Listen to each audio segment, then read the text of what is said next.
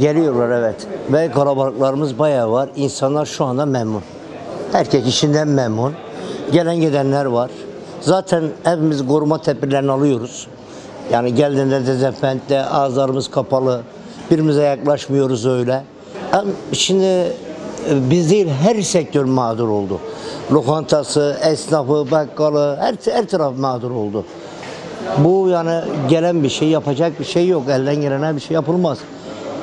Ama dileriz şimdi biz onu çektik, her şeyin bir cefası vardır, bir de sefası var. Şimdi de bunu biz kendimiz tedbirleri alırız, elimizi yıkar, yaklaşmazsak bunları atlatırız biz bu şekilde.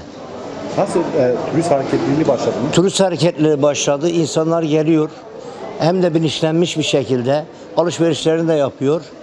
Önceden mesela bundan kapanmazdan önce de yarım devrede açtığımızda siftahsız gidiyorduk. Ama şimdi çok şükür siftahı da yapıyoruz. Ufak tefek işlerimiz de oluyor. Esnafın baktığın zaman yüzünde zaten sen bir gülücük görürsün. Esnafın yüzü gülmeye başladı. Gülmeye başladı tabii. Yani inkar edemez. Şimdi sen mesela baktığın zaman burada insanların dükkanında bir iki tane alışveriş var, şu var, bu var. Ama bundan önceki bir ay önce, 2 ay önce bunlar yoktu. Halinden insanların hepsi birbirine düzgündü. Ama işte bu salgın herkesi vurdu, etkiledi. Ne oldu? Esnafın her tarafa borcu var. Mecbur bu da oldu. Artık yavaş yavaş biz 10 sene geriye mi attı, 10 sene ileri mi attı? Onu zaman gösterecek ne olacağını. İşler eskisi gibi değil yani ama hafta sonu yasağın cumartesinin kalkması biraz faydası oldu bize.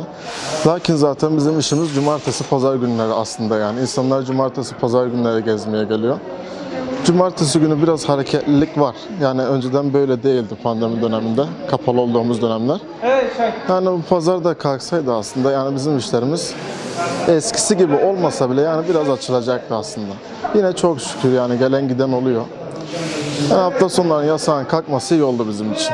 Ufak ufak başladı. Tabii malum millet evde oturmaktan bu süreçte çok sıkıldı. Yasakların beraber kalkmasına herkes kendini ufak ufak dışarıya atmaya başladı. Biz de şu an memnunuz. İnşallah pazar günü de yasağı kalkınca daha da memnun olacağız.